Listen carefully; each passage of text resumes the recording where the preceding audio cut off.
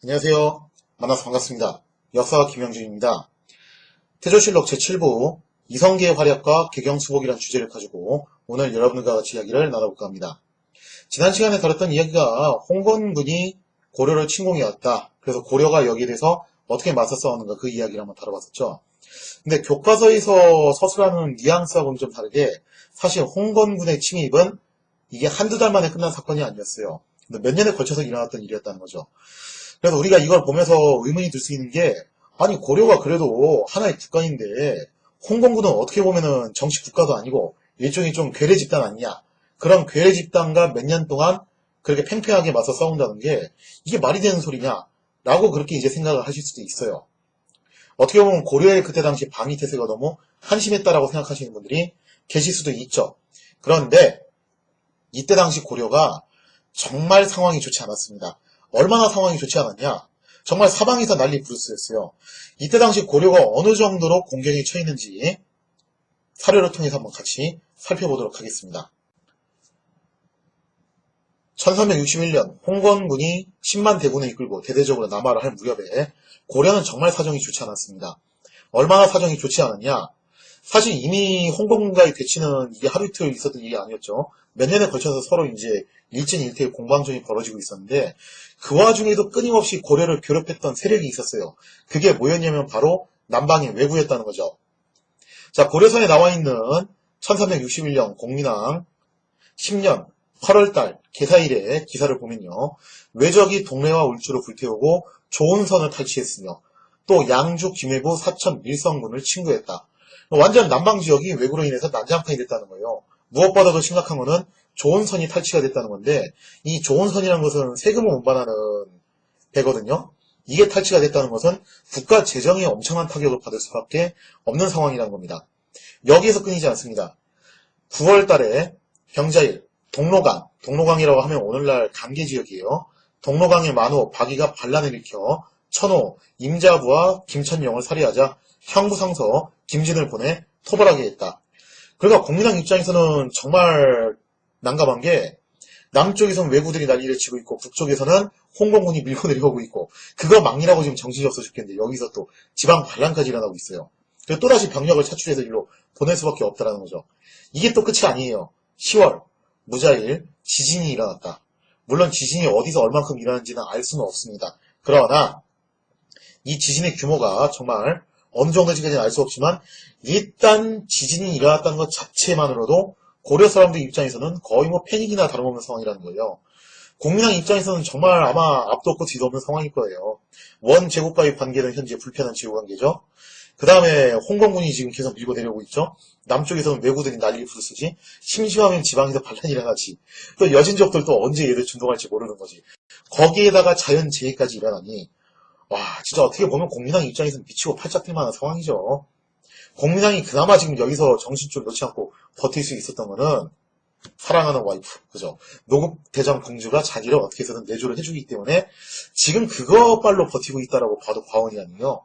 여기서 만약에 노국공주가 갑자기 어떻게 돼버린다. 그러면은 정말 공민왕은 폐가락할 수도 있는 그런 상황이라는 거죠. 지금 정말 상황이 좋지 않았는데 10월 달에 을미일 결국 이제 김진이 응원군을 보내달라고 요청을 합니다. 자기 힘만으로는 도저히 박이를 막을 수가 없는 상황이었다는 거죠. 자, 박이에 대한 진압이 지지훈해지면서 김진이 지원군을 요청을 하자 공민왕 입장에서는 정말 답이 없어요. 이거 누구를 보내냐 이거죠. 자, 그래서 고민을 하다가 결국 떠오르는 인물이 누구였냐면은 그때 당시 동북면의 패자였던 이성계였다는 거죠. 이성계 말고는 없는 상황이에요. 왜냐하면 남방 지역에 있는 군대는 왜구를 막아야 되니까 북방으로 끌고 오기 힘들었고 또 북방 지역에 있는 군대는 이미 홍건군을 막는데 최대로 다 전력을 투입을 하고 있는 상황입니다. 그래서 그나마 그 중에서도 전력을 다시 쥐어짜가지고 형무상서 김진한테 박이의 반란을 토벌할 수 있도록 병력을 떼준 건데 이거 가지고 못 막으면 어떻게 하냐 이거죠. 일단 지금 당장 여진족이나 몽골이 쳐들어올 것 같지 않으니까 동국면에 있는 이성계로 하여금 강계로 가가지고 지원을 하라. 어차피 거리가 그렇게 멀지 않으니까 그렇게 명령을 내리는데 문제는 이성계가 과연 그 정도의 커리어와 능력을 보여준 장군이었냐 이거죠. 사실 이 점에서 공민왕이 가장 이제 가슴 아픈 게 뭐냐면은 경험도 많고 경륜도 있었던 이자춘이 얼마 전에 죽었다는 거예요. 그러면서 진짜 귀때기 18한 애송이인 이성계가 여기 뒤를 이었기 때문에 공민왕 입장에선 불안하죠. 얘가 과연 잘할 수 있을까? 근데 뭐 어쩌겠어요. 지금 상황에서는 얘밖에 없는데. 그래서 결국 이성계로 하여금 친병 1500명을 거느리고 가서 박이의 반란을 진압하게 합니다. 자, 그래서 이때 사료의 내용을 보면요. 이렇게 써있죠. 당시 우리 태조가 금호의 상장군으로 동국면 상만으로 부임해 있었는데 김진을 도우라는 왕명을 받고 태조가 친병, 그래서 친병이라는 존재가 나와요. 1500명을 인솔해 진군에 이미 강기로 도주한 박이와 그 일당을 잡아 처형했다. 자, 여기서 나오는 친병이 도대체 뭐냐? 자, 이 친병의 존재를 이제 실록이나 열려시기서 같은 야사를 살펴보면요. 이성계가 왕이 되기 이전부터, 고려의 장군 시절부터 데리고 다녔던 친위 부대가 있었어요. 개인 사병들이었죠. 가별초라고 불리는 사병 부대가 있었는데, 이게 실록에도 이름이 나오는 그런 부대예요. 이 가별초는 이성계가 그 집안 자체가 개인적으로 동국면에서 양성을 했던 사병 집단이었습니다. 기본적으로 병농일치 체제였고 평상시에 농사 짓다가 유사시에 동원되는 그런 시스템이었죠. 하지만 동국면이라는 곳 자체가 원체 험악한 지역이죠. 여기는 고려인들 뿐만 아니라 몽골인, 여진인 이런 이민족들이 뒤섞여 사는 지역이었고 언제 여기는 전쟁이 날지 모르는 그런 굉장히 험악한 지역이다 보니까 상당히 전투 경험도 많고 전투력이 임전태세가 잘 준비되어 있는 그런 부대였던 걸로 추정이 됩니다. 이 가별초는요. 민족 구성으로 보면 고려인이 당연히 주력이었겠지만 여기에는 그 유명한 이지란을 비롯해가지고 일부 여진인들도 섞여있던 걸로 추정을 하고 있습니다. 그리고 이 가별초는 기병으로 구성되어 있었고 대략 규모는 2000명 내외로 보고 있어요. 왜냐하면 이 뒤로도 이성계의 친병이라는 존재가 종종 등장을 하는데 거의 2000명 내외의 숫자가 계속 왔다 갔다 해요. 그래서 이걸 통해서 알 수 있는 게 뭐냐면은 이성계의 친병, 가별초는 아마 숫자가 이거보다 더 됐을 수는 있어요. 그러나 이성계가 항상 전쟁터에 데리고 다녔던 최정예 병력은 약 2000명이었다. 그리고 이 2000명은 동국면이라는 그런 지역 기반을 두고서 있기 때문에 서로 간의 단결력, 연대의식도 강했고 이성계의 사병이기 때문에 이성계라는 집안에다가 아주 절대적인 충성을 바치는 그런 부대였죠. 거기다 전투 경험도 풍부하고 전투력도 막강하고 전부 이제 중장 기병으로 구성되어 있는 그런 아주 강력했던 최정예 병력이었습니다. 이 가별초가 얼마나 막강했냐? 어떻게 보면 고려의 정규 관군보다도 더 막강했다고 볼 수 있어요. 당시 이성계가 박이의 토벌을 하러 갔을 때 이때 이제 이성계가 어떻게 보면은 처음으로 오다를 받아서 간 싸움이었죠. 물론 이성계의 첫 데뷔전은 쌍성 탈환전이에요. 근데 쌍성 탈환전에서 이성계가 뭐 했냐라고 하면은 뭐 딱히 뭐 이렇다는 정통이 기록된 게 없어요. 그래서 그때는 그냥 첫 번째로 전투로 참가했다 정도의 의미가 있는 거고 개경에서 생활을 했을 때도 자신의 그런 활솜씨, 그 다음에 기마술 이런 것들을 자랑할 기회는 많이 있었죠. 근데 개인적인 무용을 자랑할 기회는 기회인 거고 장군으로서의 능력이 어느 정도인지는 아직까지는 한 번도 입증을 한 적이 없었습니다. 그거를 처음으로 입증했던 전투가 바로 박이의 반란을 진압한 사건이었는데 근데 여기서 이제 대박이 터진 거예요. 사실 구체적인 전투 정황은 고려사나 조선왕조실록에 기록이 돼 있지 않아요. 되게 간단하게 기록이 돼 있는데 간단하게 기록이 돼 있다는 거는 그만큼 별거 없었다는 거예요. 그러니까 이게 이런 거예요. 김진이 고려의 정규군을 이끌고 가서 박이의 반란을 진압하려고 했어요. 근데 여기서 지지부진한 상황이었죠. 그런데 이때 이성계가 친병 1500명을 이끌고서 가담을 하자 곧바로 박이의 일당을 싹 밀어버리고 박이와 그 일당을 붙잡아서 처형을 해버렸다는 겁니다. 속전속결로 끝났다는 거예요. 이거는 그만큼 이성계의 친병인 가별초의 전투력이 고려의 정규 관군보다도 월등했다는 것을 보여주는 사례라고 볼 수 있습니다. 즉 가별초의 전투력뿐만 아니라 이성계가 장군으로서의 지휘 능력도 상당히 있다는 것을 보여준 첫 번째 사례라는 거죠. 공민왕이 이걸 보면서 안심을 해요. 이 친구 괜찮은데? 쓸만한데? 그러면서 어떻게 합니까? 야, 너 빨랑 어디로 와라. 빨랑 개경으로 와가지고 누구 막아라. 홍건적 막아라 하면서 이성계를 홍건군을 막는 쪽으로 다시 돌리게 됐다는 거죠. 자, 어쨌거나 이렇게 해서 박이의 반란이 진압되면서 공민왕이 안도의 한숨을 쉬게 됐는데 그것도 잠시 이 박이의 반란이 딱 진압된 시점에 제가 지난 시간에 말씀드렸던 홍건군의 10만 대군이 밀고 들어왔다는 겁니다. 물론 진짜 10만인지 어쩐지까지는 알 수는 없어요. 그냥 호왈 10만일 수도 있고 실제적인 병력은 아마 한 3, 4만 정도일 수도 있습니다. 자, 어쨌든 이 홍건군이 밀고 내려오자 고려는 또다시 대위기를 맞이하게 되었다는 거죠. 과연 공민왕은 어떻게 여기서 대처를 할 것인가? 다음번 사료를 통해서 같이 살펴보도록 하겠습니다. 자, 공민왕이 어떻게 대처를 하게 되냐?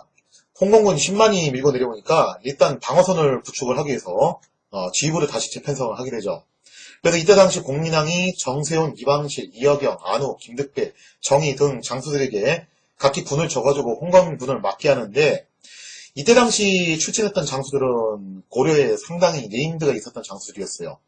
자, 그리고 이 장수들이 홍건군을 이제 막으러 출격을 하는데, 어느 쪽에다 이제 주력 방어선을 쳤냐면은 바로 전령 쪽에다가 주력 방어선을 치게 됩니다. 전령이 어느 쪽이냐면은 황해도 황주쯤에 있는 자비령이라는 고개로 보고 있습니다. 그래서 이 지역이 나중에 이제 거란 전쟁 때도 상당히 중요한 이제 방어 거점으로도 지목이 되고 있었는데, 이 전령에다가 주력 방어선을 치고 그 이북 지역에서도 홍건군하고 싸우게 되는데, 홍건군의 공격을 11월 달부터 이제 맞이하게 되면서 나름 또 초반에는 일진일퇴를 거두게 돼요. 그러면서 이제 당시에 이성계가 박이의 반란을 진압하고 와서 홍건군을 타격을 해가지고 100명을 참수하는 그런 전가를 올리기도 하면서 나름 초기에는 어느 정도 성과는 거둡니다. 그러나 결과적으로는 이게 상황이 중과부족이었고 역부족이었던 것 같아요. 자, 그러면서 고려 조정에서 어떻게 명령을 내리냐면은 평남, 이남에 있는 백성들을 전부 후방으로 피난을 시키고 전령을 이제 최후의 방어선으로 설정을 해서 막고 있었는데, 결국 이 전령의 방어선이 뚫리게 됐다는 거죠. 그래서 어느 정도로 고려군이 처참하게 패배를 했냐면은, 이때 당시 전령의 방어선을 지키고 있었던 지휘관이었던 안우와 김득배가 단기로 도망갈 정도로 최고 지휘관들이 단기로 도망갈 정도로 그 정도로 처참하게 고려군이 박살이 났다는 거예요. 자, 그러면서 이제 전령의 방어선이 무너지면서 공민왕은 이젠 완전 충격과 공포에 빠지게 되는 거죠. 그나마 이게 좀 나았던 게 뭐냐면은, 나중에 이제 훗날 조선이 했었던 판금대 패전처럼 모든 주력군을 한 군데 몰빵시켰다 거기서 전멸된 건 아니었어요. 그러니까 주력 부대를 좀 몇 개로 나눠가지고 방어선도 좀 몇 군데로 나눠서 쳤던 거죠. 그 중에서 주 방어선이 이제 전령 방어선이었는데, 이게 뚫리면서 이제 개경이 위험해지게 된 겁니다. 그나마 불행 중 다행이었던 것은 나머지 방어선은 아직 좀 살아있는 지역이 있다라는 거예요. 이거를 좀 이제 임진왜란 판금대 전투에 좀 비유를 하자면은, 신림이 했던 것처럼 전병력을 판금대로 결집을 시켜가지고 거기서 싸운 게 아니라 조령, 중령, 축풍령으로 나눠가지고 막고 있었는데 그 중에 하나가 뚫린 거, 한 그 정도예요 지금 상황이. 그러니까 수도 개경이 위험한 건 맞긴 하지만, 그렇다고 해서 조선 선조가 겪었던 것처럼 최악의 상황은 아니었다는 거죠. 그리고 고려 현종이 겪었던 것처럼 고려 현종도 그때 최악이었죠. 아주 강주가 모든 전명력 가지고 왔다가 통주성 전투에서 다 말아먹는 바람에 진짜 완전 주력군이 공중 부대를 당했는데, 그 정도까지 상황은 아니었는데 여전히 이제 위험한 상황인 건 맞습니다. 자, 그래서 이제 공민왕이 생각을 해봐요. 지금 현재 개경을 사수를 할 수 있냐라고 하면은 개경 사수는 현재로서는 어렵다라고 보는 겁니다. 그럼 아직 전방에 살아남아있는 주력 부대가 시간을 벌어줄 때 어떻게 해야 된다? 도망치자. 그죠? 물론 여기서 도망치자는 것은 대책 없이 뭐 도망가자라기보다는 일단 후방으로 가가지고 후방에서 군대를 모아가지고 다시 서력전을 벌이자라는 그런 개념이에요. 자, 그래서 공민왕이 남방으로 이제 피난을 가게 되는데, 사실 공민왕이 이건 여담인데 말을 탈 줄 몰랐대요. 좀 약간 의외의 얘기죠. 그래서 이미 홍건군하고의 전투가 벌어지는 과정 속에서 혹시라도 남방으로 도망갈 걸 대비해가지고 와이프였던 노국공주, 또 이 노국공주는 몽골 출신이니까 말을 좀 타죠. 그래서 와이프한테 승마술을 배워가지고 피난길에 말을 타고 도망을 쳤다라는 일화가 있었죠. 보통 왕의 피난길은 정말 비참해요.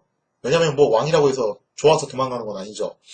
자신의 모든 세력 기반, 권위를 다 벗어 던지고 목숨을 건지기 위해서 도망가는 거기 때문에 비참하기 마련이고, 특히 고려 전기에 제2차 거란의 침입을 받았던 현종의 입장에서는 정말 비참하게 도망갔어요. 어느 정도로 비참했는지는 제가 예전에 이제 거란 전쟁 찍은 거 있어요. 거기서 8부 양귀의 군전 파트를 보시면은 어느 정도로 현종이 비참했는지가 나와 있으니까 한번 그거를 보시고요. 하여튼 가면서 별의별 일이 다 일어나요. 다 도망가고 호위병력도 얼마 남아있지도 않은 데다가 이건 뭐 강도떼들이 왕의 행렬을 급습해가지고 털러 오지를 않나. 그 다음에 지방의 토호 세력이 왕한테 반말 찍찍하면서 너 내가 누군 줄 알아? 이렇게 나오질 않나. 가는 곳마다 그냥 문전박대 그냥 이러면서 아주 겨우겨우 나주까지 도망을 가요, 현종이. 이게 나중에 진절머리가 나서 현종이 3차전 때는 피난을 안 갑니다. 조선의 선조의 경우에는 확실히 현종보다는 나았죠. 현종보다는 나았지만 역시 도망갈 때 있어서 나름 또 이제 다급함은 있었어요. 혹시라도 왜군이 출격하면 어떻게 하지? 전전긍긍한 모습도 있었고. 자, 그런데 공민왕은 이게 좀 약간은 작전상 후퇴여서 그런지는 몰라도, 그리고 또 고려 전기 현종 때에 비해서 체제가 잘 정비돼서 그런지 몰라도 되게 여유 있게 가요. 이 사람이 보면은. 자, 얼마나 여유 있게 갔냐? 사료를 통해서 한번 같이 보도록 할게요. 자, 고려사에 나와 있는 사료 내용 11월 병인일 왕과 공주가 태우를 모시고 남쪽으로 피난을 떠나 임진강을 건너 두서론에 당도했는데 왕이 언덕의 어가를 멈추고 산천을 이리저리 구경하면서 아 이거 구경도 하네. 구경하면서 원성수와 이색더러. 자, 여기서 말하는 이색이 그 유명한 모군 이색이 맞습니다. 자, 모군 이색한테 뭐라고 얘기를 하냐? 풍경이 이처럼 아름다우니 경들은 시구를 하나씩 지어보도록 하라고 말하였다. 아, 여유 있어요. 시한수 써보래요. 자, 그 다음에 또다시 11월 임신일 안념사 안종원과 안무사 허강이 필요한 물품을 제대로 조달하지 못했다 하여 왕이 쇠사슬로 목을 묶어 끌고 오겠다. 정말 위험이 있어요. 아니, 내가 지금 피난을 가는데 이것들이 와서 제대로 접대도 안 하고 말이야. 물자도 제대로 되지 못해? 당장 그놈들 잡아와. 그러니까 공민왕의 권위가 지금 여전히 살아있는 상태예요. 12월 을미일 왕이 영어로에 가서 배를 타고 풍강을 구경하는 거. 이 뱃놀이도 합니다. 강가에서 활을 쏘았다. 안념사가 왕을 위해 잔치를 열자 구경꾼이 빽빽히 모여들었다. 아, 정말 여유 있죠, 그죠? 피난을 가면서 시를 쓰지를 않나, 접대 제대로 안 한다고 해당 관료들을 목에다 쇠사슬을 묶어가지고 끌고 오게 하질 않나, 뱃놀이를 가지를 않나, 잔치를 열지를 않나. 하여튼 되게 여유로워요. 보면 어떻게 보면은 고려 전기의 현종이 아주 죽을 고생을 하면서 도망을 쳤던 거에 비하면은 상당히 여유롭다는 거죠. 그리고 조선 선조가 도망을 쳤던 거에 비해서도 굉장히 여유롭게 도망을 간 편이에요. 공민왕이 주력 부대가 완전히 전멸된 건 아니에요. 이성기를 비롯해가지고 아직 살아있는 주력분들이 꽤 남아있었다는 거예요. 이들이 후방을 막아주면서 다시 이제 공민왕을 따라서 이제 남방으로 내려오게 되는데 주력 부대가 아직 살아있는 상황이고 자기 후방을 지켜줄 수 있는 부대가 있기 때문에 그렇게까지 다급하진 않았다는 거죠. 물론 가면서 좀 고생은 하긴 했어요. 눈도 좀 맞고 길거리에서. 자, 그 다음에 또 이제 공민왕이 또 이런 생각도 했던 것 같아요. 내가 비록 이렇게 수도를 빼앗기고 도망을 치고 있지만 여기서 초라한 모습을 보이면 안 된다. 그러면은 사람들이 또 어떤 민심 위반을 일으킬지 모르지 않냐. 그래서 오히려 내가 위험 있는 모습, 여유 있는 모습을 보여줘야지 사람들이 안심하지 않겠냐. 그런 계산도 좀 깔려 있었던 것 같아요. 어쨌거나 이제 공민왕이 이렇게 어디까지 내려가냐면은 남방에 복주까지 내려가는데 그 복주라는 지역이 오늘날의 안동이라는 지역입니다. 자, 안동으로 내려가가지고 거기서 다시 군을 수습하게 되죠. 공민왕을 따라서 남아있던 군대, 그 다음에 남방에서 징집했던 군대, 이런저런 군대들을 모으기 시작하는데 어느덧 이제 해가 바뀌어서 1362년이 됩니다. 즉 공민왕이 이제 여기서 여유를 부렸던 거는 사람이 뭐 정신이 획가닥 나가가지고 그냥 에라 모르겠다 그냥 들대로 대라 하고서 자포자기한 심정으로 이렇게 놀았던 건 아니고 나름 이제 전쟁 대비는 계속 하면서 어떻게 보면 이제 사람들한테 여유를 이제 되찾게 해주려고 자기가 그런 모습을 일부러 연출했다라고 볼 수 있겠죠. 자, 그래서 이제 해가 바뀌어서 1362년에 공민왕이 다시 개경을 탈환하기 위한 서력 작전을 벌이게 되는데 이때 모인 병력이 무려 20만에 달했다는 거죠. 자, 과연 고려군의 개경 탈환 작전은 순조롭게 진행될 것인가? 다음 사례를 통해서 한번 같이 살펴보도록 하겠습니다. 자, 해가 바뀌어서 1362년 정월이 됐습니다. 정월 갑자일 안호 이방실, 황상, 한방신, 이혁영, 김득대, 안우경, 이구수, 최영 등이 군사 20만을 인솔해 동교에 진을 친 후 총명관 정세훈이 장수들을 동료의 개경을 포위하겠다. 여기서 이제 나오는 뭐 정세훈, 안우, 이방실, 황상, 이혁영, 김득대 이런 장군들은 뭐 계속 등장했던 그런 네임드 장수들이었죠. 그리고 여기에서 이제 또 등장하는 아주 유력한 네임드 장수가 누구냐면 바로 최영입니다. 그리고 여기에 또 누구도 참전을 하게 되냐면은 이성계가 참전을 하게 됐다는 거죠. 총사령관은 정세훈이었고 무려 소집된 병력이 20만이라고 하는데 솔직히 말하면 20만은 아닌 것 같아요. 이거는 진짜 20만이 절대 나올 수가 없고 아니 조선도 최전성기의 병력 최대치 모은 게 징집할 수 있는 게 20만 정도예요. 근데 조선보다도 인구가 적고 행정력이 안 되는 고려가 20만 명을 한 지점에 투입을 한다. 그건 좀 말이 안 되는 소리고, 이거는 그냥 어디까지나 호왈이죠. 호왈 20만 대군. 그리고 정말 20만이라 하더라도 대다수가 이제 보급을 담당하는 그런 후방 지원부대일 거고, 실제 전투 병력은 한 2에서 3만 정도 수준일 겁니다. 더군다나 이렇게 동원할 수가 없는 게, 남방에 외국 계속 쳐들어오고 지방 반란 일어나고 이런 거 견제하려면은 싸그리 이렇게 긁어 모을 수가 없어요.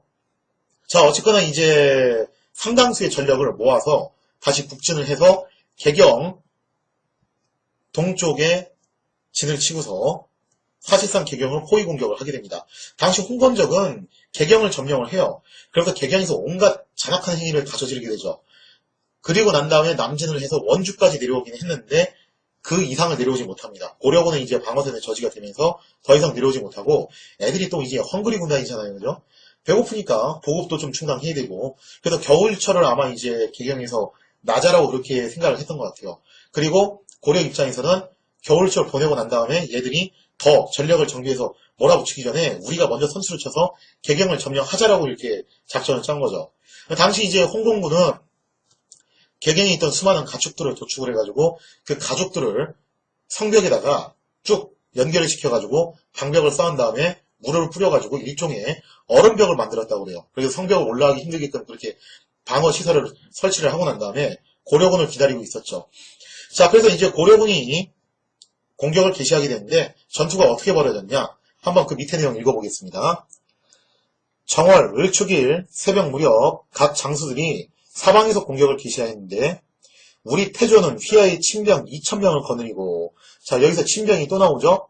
즉 이성계의 최정예 사병 가별초 2,000명입니다. 2,000명을 거느리고 맹렬히 공격하여 먼저 성에 올라가 적을 크게 격파했으며, 얼마나 이성계의 사병 부대가 전투력이 좋았는지 가장 먼저 성벽을 올라간 거예요. 자, 그리고 적의 괴수 사유와 관선생을 죽였다. 자, 이성계가 이제 드디어 여기서 아주 혁혁한 전공을 세웠던 거죠. 자, 홍건군이 이제 밀리기 시작합니다. 이성계의 사병 부대가 방어선을 뚫고 성벽에 올라가서 적장 2명을 잡아버리니까 홍건군의 사기가 크게 떨어지면서 도망치기 시작하는 거죠.